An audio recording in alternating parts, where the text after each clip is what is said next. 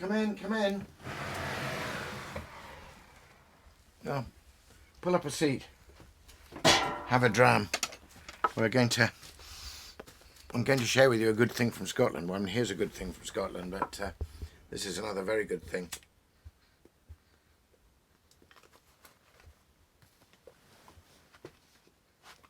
I was just in Nashville for a conference called Sing. And at the party afterwards was wonderful, full of great musicians. I got to meet the great guitarist Steve Cropper. That was a thrill. But also I found at the party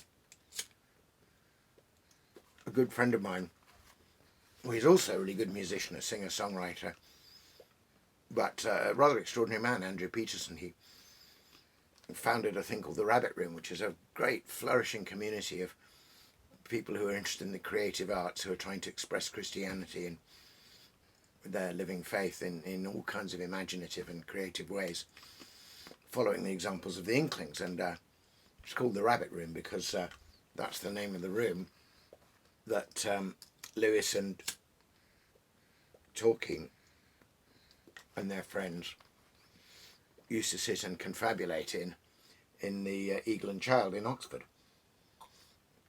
Well, Andrew shares with me, as well as an enthusiasm for pipes, an enthusiasm for George MacDonald.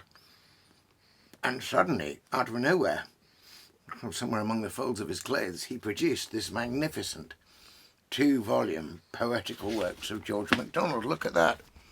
It's the first edition, 1893. And he wrote a lovely little dedication for me. I'll show you that. And he also, very wet tobacco, it's not, he also, I read a poem to him from it, so I'm going to read that. So here we are. Here's the original dedication. The book was given to a Mrs. Carey, by the looks of it, with love from her old friends, and in Christmas 1902. But the book is 1893, and then he's written this very nice one, you can see. For Malcolm, with gratitude and high hopes for many pleasant pipe sessions here and in the new creation, your friend Andrew P. Nashville, 2023. The very last thing I would have expected in Nashville was George MacDonald, but I was and am delighted to have it, and I'll have much to explore. I've read his poem, Diary of an Old Soul, which has a poem for every day. I've read you some of that. But there are poems in here I don't know at all, and I'm really looking forward to them indeed. There's a book of sonnets in here. So as a sonneteer, I'll be interested to see what George MacDonald does with the sonnet form. But I thought I'd read you a couple of his smaller lyrics. This is one which I read to Andrew by way of thanks. It's called The Grace of Grace. And grace, of course, is God's free gift to us of his love without condition. But it's amazing how people have turned it into conditions. So people say, oh, if only I had the grace for X and Y, then I'd be a better person. As though you had to have some kind of achievement to receive it. But this poem starts like that, but it has a beautiful turn at the end. The grace of grace. Had I the grace to win the grace of some old man in law complete, my face would worship at his face, and I sit lowly at his feet. Had I the grace to win the grace of childhood, loving, shy, apart, the child should find a nearer place and teach me, resting on my heart. Had I the grace to win the grace of maiden, living all above, my soul should trample down the base that she might have a man to love. A grace I had no grace to win knocks now at my half-open door. Ah, Lord of glory, come thou in. Thy grace divine is all and more. I love that. I especially love the little bit at the end about the half-open door. That's so honest. You know, I'm nearly there, but not quite.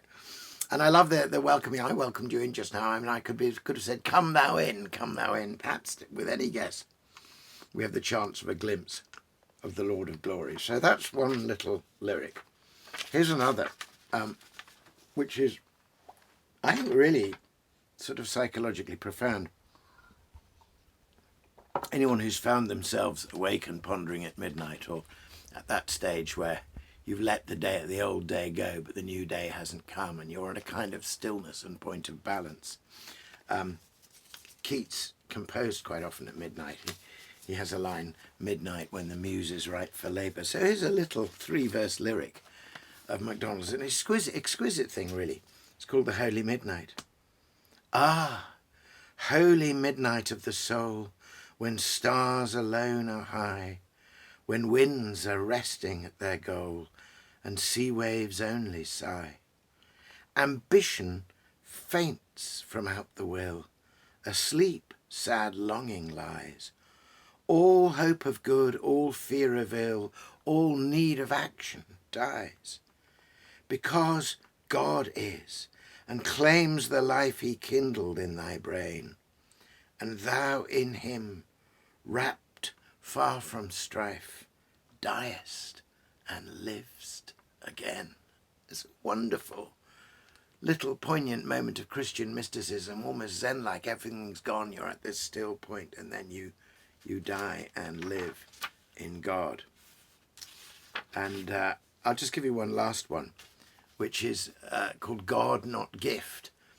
And it's very powerful. It's really about, in the end, you don't want anything but God himself. You don't want him to give you this, that, or the other thing. In the end, it's him alone that you want. And it seems to me, from the imagery, to be a poem actually written out of listlessness and depression. Sometimes that's the point that brings you closest to the need for God and only God alone. Maybe that's why Jesus went into the wilderness, to learn that man does not live by God alone, but by every word that proceeds from the mouth of God. So I'll just finish our little visit with this one. It's grey skies for us at the moment, so it seems appropriate. God Not Gift. Grey clouds my heaven have covered o'er, my sea ebbs fast, no more to flow. Ghastly and dry my desert shore, parched bare, unsightly things doth show. 'Tis thou, Lord, cloudest up my sky, stillest the heart-throb of my sea, tellest the sad wind not to sigh, yea, life itself to wait for thee. Lord, here I am, empty enough, my music but a soundless moan. Blind hope and all my household stuff leaves me, blind hope, not quite alone. Shall hope go too, that I may trust purely in thee, and spite of all? Then turn my very heart to dust. On thee I yet will call. List, list, his wind among the pines. Hark, hark, the rushing is his seas. O Father, these are but the signs. For thee I hunger, not for these. Not joy itself, though pure and high, no gift will do instead of thee. Let but my spirit know thee nigh, and all the world may sleep for me. Another midnight poem. I just love that.